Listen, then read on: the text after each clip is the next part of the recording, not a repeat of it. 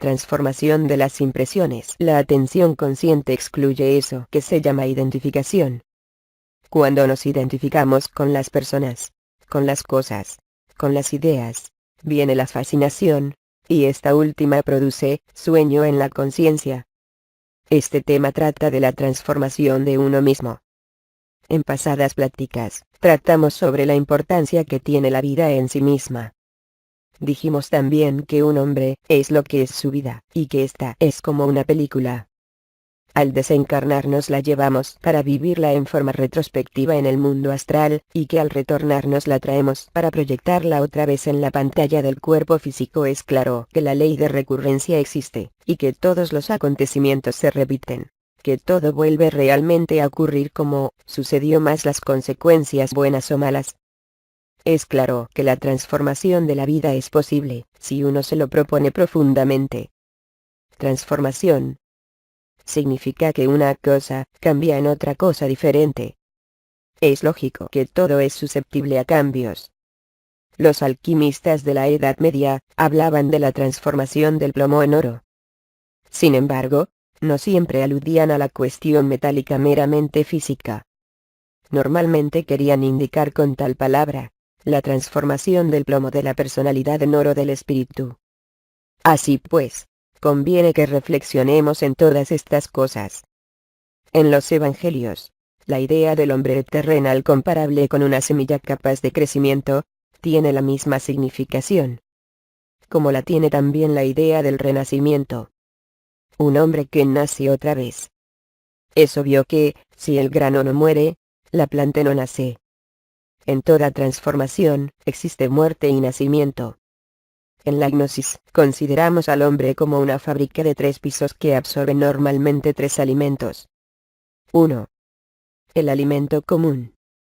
Normalmente corresponde al piso inferior de la fábrica, a la cuestión esta del estómago. 2. El aire. Está en el segundo piso, que se haya relacionado con los pulmones. 3. Las impresiones. Indubitablemente están íntimamente asociadas al cerebro, o tercer piso. Tenemos impresión cerebro, aire pulmones, alimento estómago.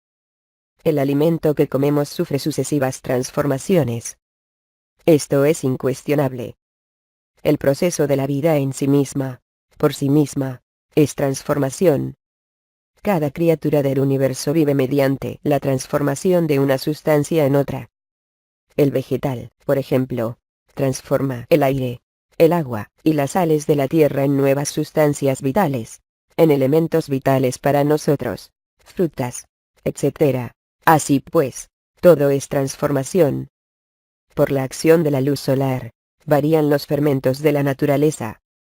Es incuestionable que la sensible película de la vida que, normalmente se extiende sobre la faz de la Tierra, conduce a toda la fuerza universal hacia el interior mismo del mundo planetario. Pero cada planta, cada insecto, cada criatura, el mismo animal intelectual equivocadamente llamado hombre, absorbe, asimila determinadas fuerzas cósmicas y luego las transforma, y las transmite inconscientemente a las capas interiores del organismo planetario. Tales fuerzas transformadas se hallan íntimamente relacionadas con toda la economía del organismo planetario en que vivimos. Indubitablemente, cada criatura según su especie, transforma determinadas fuerzas que luego retransmite hacia el interior de la Tierra, para la economía del mundo. Así pues, cada criatura que tenga su existencia, cumple la misma función. En todo existe transformación. Así pues, la epidermis de la Tierra es un órgano de transformación. Cuando comemos un alimento tan necesario para nuestra existencia, este es transformado, claro está, en etapas tras etapas. ¿Quién realiza dentro de nosotros ese proceso de transformación de sus sustancias? El centro instintivo. Tan sabio está el centro, realmente es asombroso la sabiduría de dicho centro. La digestión en sí misma es transformación. El alimento en el estómago, es decir, en la parte inferior de la fábrica de 3 pisos de este organismo humano, sufre transformaciones. Si algo entra, sin pasar por el estómago, el organismo no podría asimilar sus principios vitamínicos, ni sus proteínas. Eso sería sencillamente una indigestión. Así, conforme nosotros vamos reflexionando en esta cuestión, llegamos a comprender la necesidad de pasar por una transformación. Claro está que los alimentos físicos se transforman. Pero hay algo que nos invita a la reflexión, y es la transformación adecuada de las impresiones. Para el propósito de la naturaleza propiamente dicho, no hay necesidad alguna de que el animal intelectual transforme las impresiones por sí mismo. Resultaría magnífico transformar las impresiones. La mayoría de las gentes, como ven el terreno de la vida práctica, creen que este mundo físico les va a dar lo que buscan y anhelan. Realmente esta es una tremenda equivocación. La vida en sí misma entra en nosotros, a nuestro organismo, en forma de meras impresiones. Uno no podría realmente transformar su vida si no transforma las impresiones que llegan a la mente. No existe realmente tal cosa como la vida externa. Estamos hablando de algo muy revolucionario, pues todo el mundo cree que el físico es lo real. Pero si nos vamos un poquito más a fondo, lo que realmente estamos recibiendo a cada momento, a cada instante, son impresiones. Si viéramos a una persona que nos agrada o desagrada, lo primero que obtenemos son impresiones de esa naturaleza. La vida es una sucesión de impresiones. No como creen muchos ignorantes ilustrados. Una cosa física de tipo exclusivamente material. La realidad de la vida son sus impresiones. Claro está que las ideas que estamos emitiendo resultan muy difíciles de captar, de aprender. La persona que vemos sentada, por ejemplo, en una silla, con tal o cual traje de color, aquel que nos saluda, aquel que nos sonríe, etc., son para nosotros cosas reales, ¿verdad? Pero si meditamos profundamente en todas ellas, llegamos a la conclusión que lo real son las impresiones. Estas, naturalmente, llegan a la mente por la ventana de los sentidos. Si no tuviéramos los sentidos, por ejemplo, ojos para ver, oídos para oír, ni boca para gustar los alimentos, ¿existiría para nosotros eso que se llama cuerpo físico? Claro que no, absolutamente no. La vida nos llega en forma de impresiones, y es allí donde existe la posibilidad de trabajar sobre nosotros mismos. Ante todo, ¿qué debemos hacer? Hay que comprender el trabajo que debemos hacer. ¿Cómo podríamos lograr una transformación psicológica en sí mismos? Pues efectuando un trabajo sobre las impresiones que estamos recibiendo a cada momento, a cada instante. Este primer trabajo recibe el nombre de primer choque consciente. Este se relaciona con esas impresiones, que son todo cuanto conocemos del mundo exterior que estamos recibiendo. ¿Qué tamaño tienen las verdaderas cosas, o las verdaderas personas? Necesitamos transformarnos cada día internamente. Al querer transformar nuestro aspecto psicológico, necesitamos trabajar sobre las impresiones que entran en nosotros. ¿Por qué llamamos el trabajo sobre la transformación de las impresiones el primer choque consciente? Porque el choque es algo que no podríamos observar en forma meramente mecánica. Esto jamás podría hacerse mecánicamente. Se necesita un esfuerzo autoconsciente. Es claro que cuando se comience a comprender este trabajo, se comienza a dejar de ser hombre mecánico que sirve a los fines de la naturaleza. Y esto va en contra de nuestra autorrealización íntima. Ustedes pues, empiezan a comprender el significado ahora, de todo cuanto digo. Si piensan ahora, en el significado de todo cuanto se les enseña aquí por la vía del esfuerzo propio, empezando por la observación de sí mismo, verán que en el lado práctico esotérico todo se relaciona íntimamente con la transformación de las energías, y lo que resulta naturalmente de las mismas. El trabajo, por ejemplo, de las reacciones negativas sobre los estados de ánimo enojosos, sobre la cuestión esta de la identificación, sobre la autoconsideración, sobre los yoes sucesivos, sobre la mentira, sobre la autojustificación, sobre la disculpa, sobre los estados inconscientes en que nos encontramos, se relacionan con la transformación de las impresiones.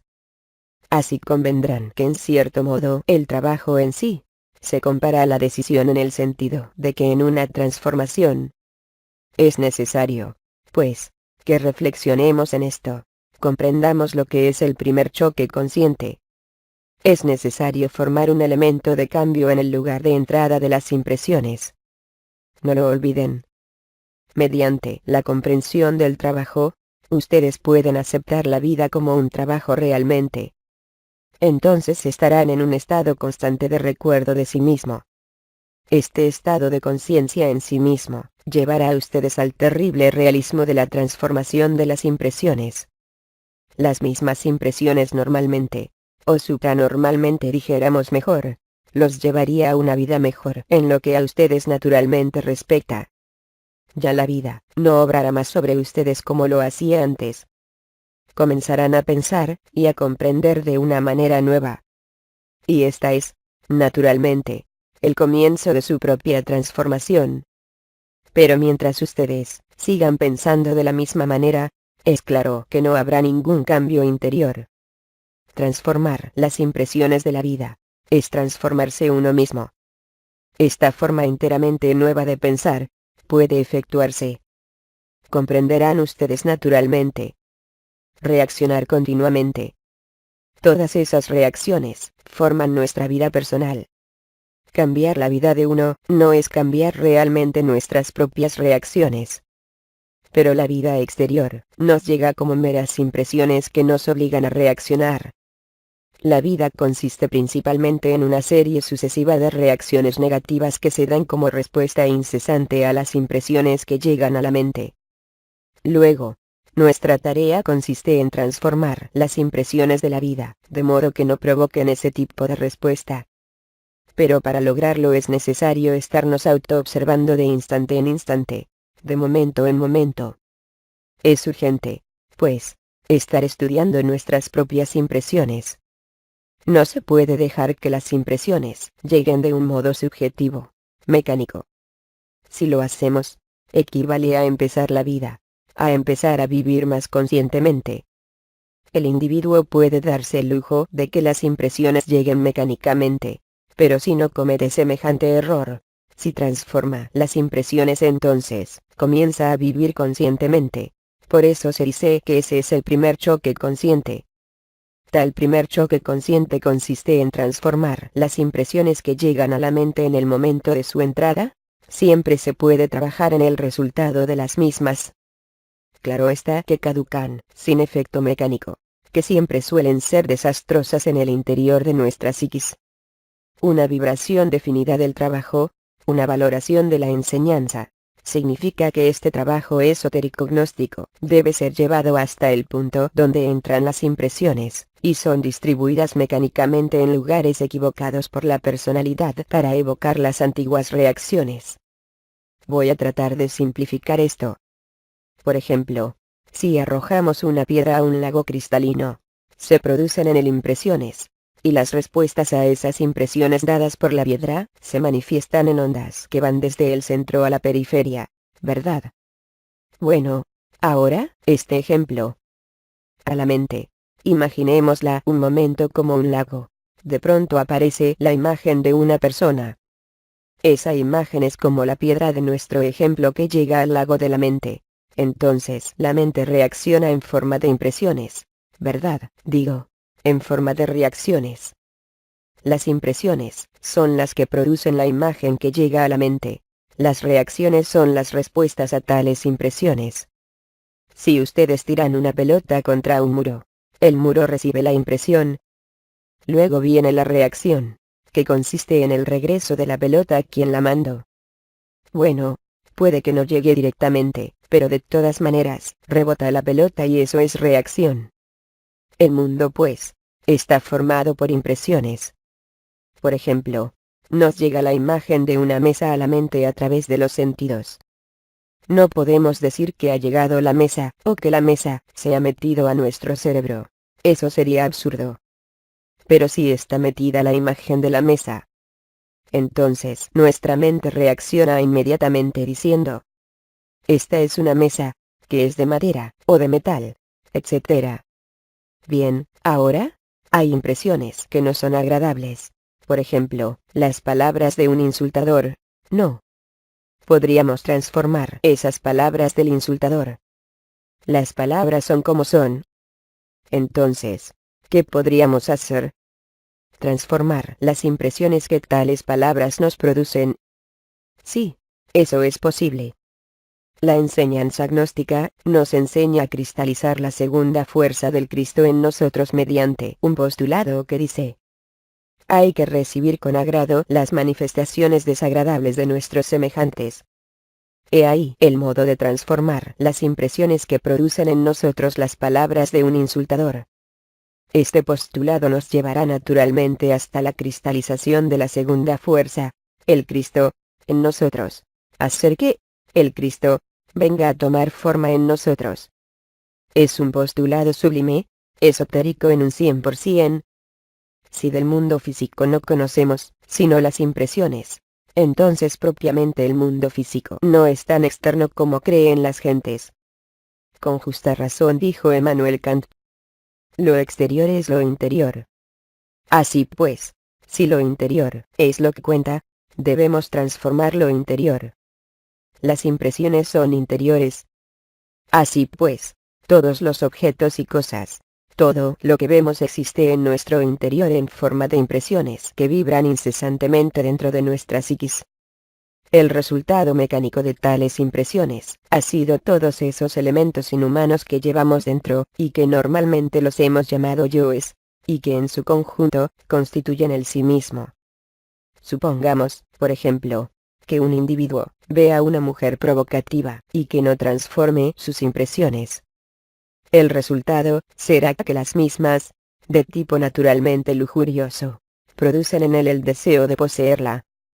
Tal deseo viene a ser el resultado de tipo mecánico de la impresión recibida, y se cristaliza, toma forma en nuestra psiquis. Se convierte en un agregado más. Es decir, en un elemento inhumano que en su totalidad constituye el ego. Vamos a seguir reflexionando pues. En nosotros existe ira, codicia, lujuria, envidia, orgullo, pereza, gula. Ira. ¿Por qué? Porque muchas impresiones llegaron a nuestro interior y nunca las transformamos.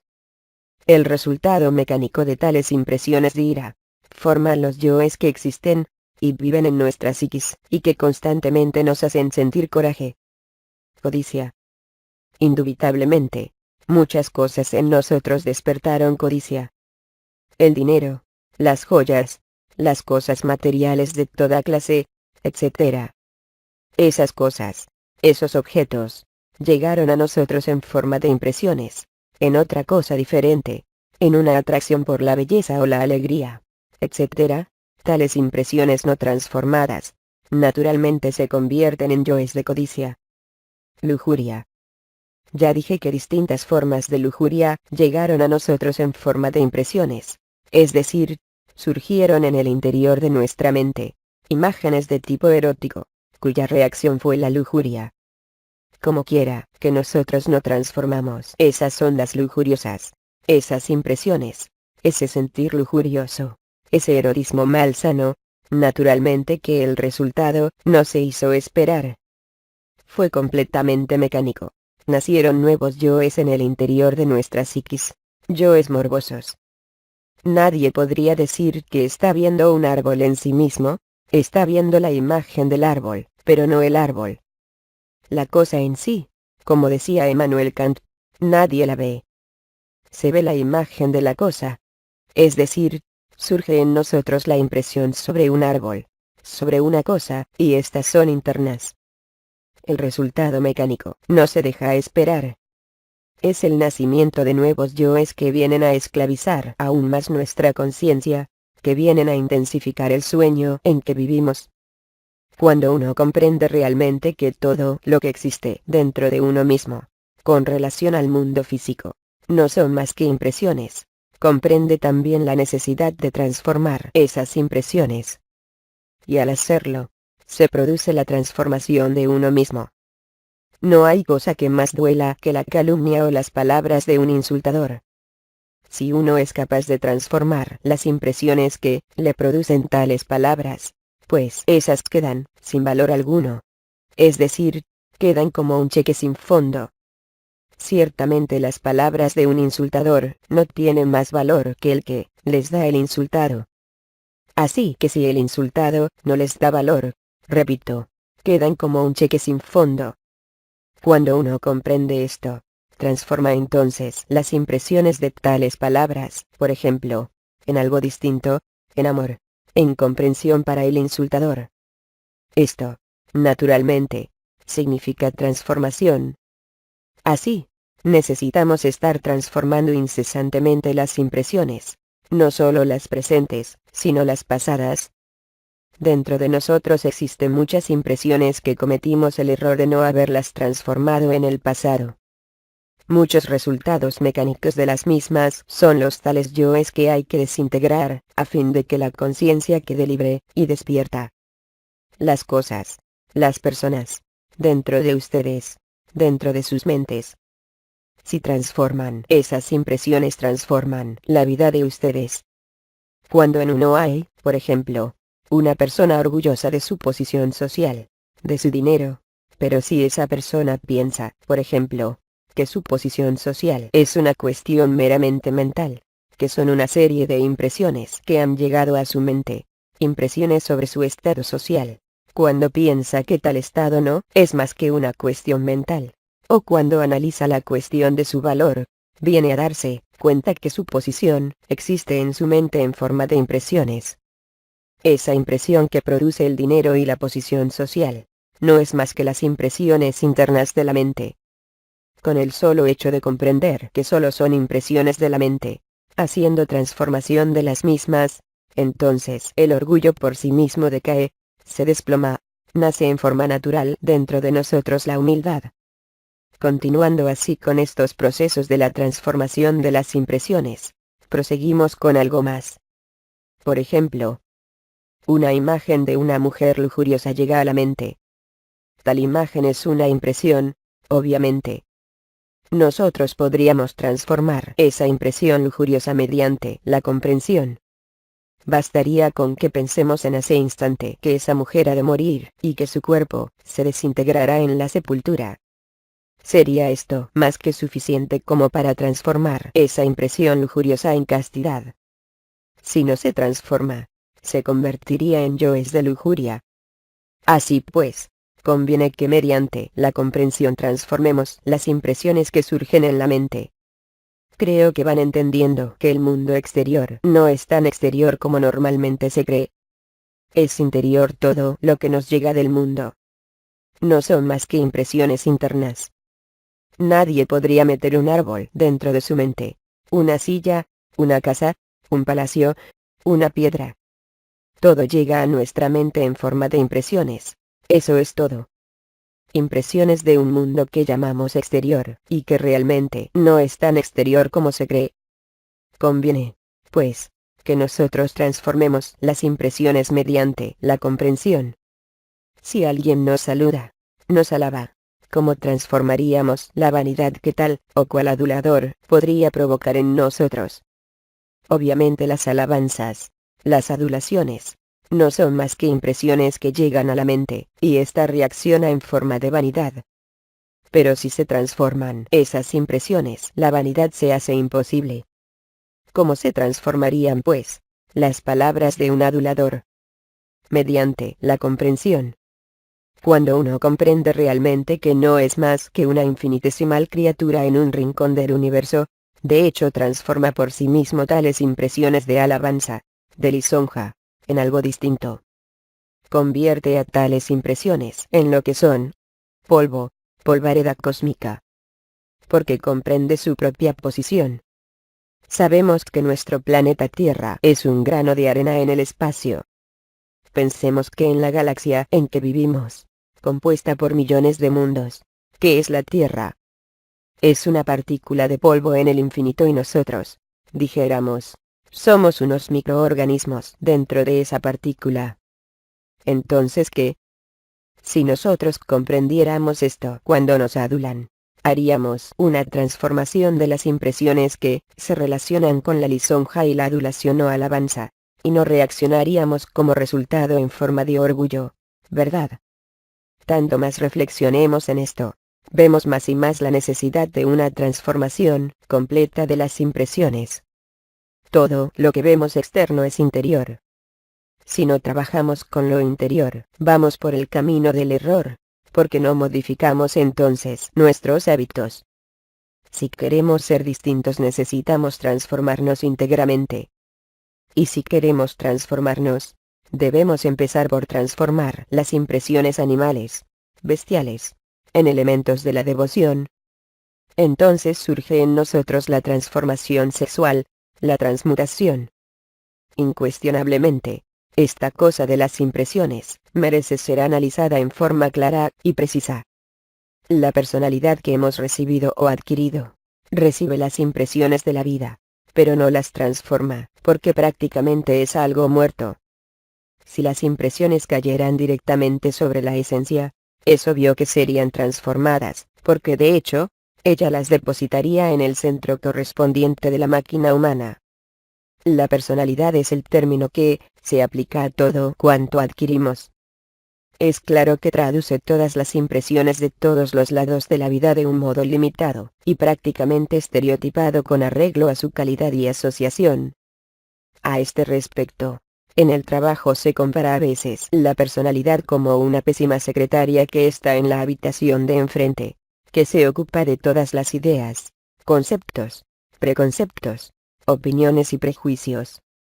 Tiene muchísimos diccionarios, enciclopedias de todo género, libros de referencia, etc., y está incomunicable en los tres centros, es decir, el mental, el emocional y los centros físicos.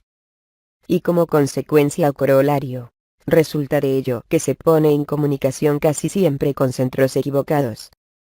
Esto significa que las impresiones que llegan son enviadas a lugares equivocados, es decir, a centros que no le corresponden y producen, naturalmente, resultados equivocados. Pondré un ejemplo, para que ustedes me puedan entender mejor. Supongamos que una mujer atiende con mucha consideración y respeto a un caballero. Claro, las impresiones que el caballero está recibiendo en su mente son recibidas con la personalidad, y ésta la envía a centros equivocados. Normalmente la manda al centro sexual. Entonces este caballero llega a creer firmemente que la dama está enamorada de él, y, como es lógico, no tarda mucho tiempo en que él se apresure a hacerle insinuaciones de tipo amoroso. Indubitablemente, si aquella dama jamás ha tenido esa clase de preocupaciones por el caballero, no deja de sentirse, con mucha razón, sorprendida. Ese es el resultado de una pésima transformación de las impresiones. Vean ustedes cuán mala secretaria es la personalidad. Indubitablemente, la vida de un hombre depende de esta secretaria que busca mecánicamente la transformación en sus libros de referencias, sin comprender en absoluto lo que significa en realidad, y la transmite, en consecuencia, sin preocupaciones por lo que pueda ocurrir, sintiendo únicamente que está cumpliendo con su deber. Esta es nuestra situación interior. Lo que importa comprender en esta alegoría es que la personalidad humana que nosotros adquirimos y debemos adquirir, empieza a hacerse cargo de nuestra vida. Esto es algo demasiado importante. Incuestionablemente es inútil imaginar que esto sucede a ciertas y determinadas personas. Les sucede a todos, quien quiera que sea. Es obvio que estas reacciones ante los impactos del mundo exterior constituyen nuestra propia vida. La humanidad en este sentido, podemos decir en forma enfática que es completamente mecanicista. Cualquier hombre, en la vida, se ha formado una cantidad de reacciones que vienen a ser las experiencias prácticas de su existencia. Es claro que como toda acción produce una reacción, acciones de cierto tipo vienen a producir reacciones de cierto tipo, y a tales reacciones se les llama experiencias. Lo importante sería, por ejemplo, conocer mejor nuestras acciones y reacciones, poder relajar la mente. Esto de relajamiento mental es magnífico. Acostarse en su lecho, o en un cómodo sillón, relajar todos los músculos pacientemente, y luego vaciar la mente de toda clase de pensamientos, deseos, emociones, recuerdos. Cuando la mente esté en silencio, podemos conocernos mejor a sí mismos. En tales momentos de quietud y silencio mental, es cuando realmente venimos a verificar en forma directa el crudo realismo de todas las acciones de la vida práctica. Cuando la mente se encuentra en reposo absoluto, veremos a multitud de elementos y subelementos, acciones y reacciones, deseos y pasiones, etc., como algo ajeno a nosotros. Pero esperan el instante preciso para poder realizar el control sobre nosotros mismos, sobre nuestra personalidad. He ahí el motivo por el cual vale la pena el silencio y la quietud de la mente. Obviamente la relajación del entendimiento, en el sentido más completo de la palabra, nos conduce al autoconocimiento individual. Así es que de toda la vida, es decir, la vida exterior, lo que vemos, oímos y vivimos es para cada persona la reacción frente a las impresiones que le llegan del mundo físico. Es un gran error pensar que lo que es llamado vida sea una cosa fija, sólida, la misma para cualquier persona. Ciertamente, no hay una sola persona que tenga las mismas impresiones que, con respecto a la vida, existan en el género humano, son infinitas. La vida, ciertamente, son nuestras impresiones de ella, y es claro que nosotros podemos, si nos lo proponemos, transformar tales impresiones. Pero como se dijo, esta es una idea muy difícil de comprender debido a que es tan poderoso el hipnotismo de los sentidos. Aunque parece increíble, todos los seres humanos se hallan en estado de hipnotismo colectivo. Tal hipnosis es producida por el estado residual del abominable órgano cundartiguador. Cuando se eliminó del ser humano, quedaron los diversos agregados psíquicos o elementos inhumanos que en su conjunto constituyen el mí mismo, el sí mismo. Estos elementos y subelementos, a su vez, condicionan a la conciencia y la mantienen en estado de hipnosis. Así pues, existe la hipnosis de tipo colectivo. Todo el mundo está hipnotizado. La mente está tan enfrascada en el mundo de los 5 sentidos, que no acierta a comprender cómo podría independizarse de ello. Cree firmemente que es un Dios. Así, nuestra vida interior, la verdadera vida de pensamientos, de sentimientos, sigue siendo confusa para nuestras concepciones meramente razonativas e intelectivas. No obstante, al mismo tiempo sabemos muy bien dónde vivimos realmente, nuestro mundo de sentimientos y pensamientos. Esto es algo que nadie puede negar. La vida son nuestras impresiones, y éstas pueden ser transformadas.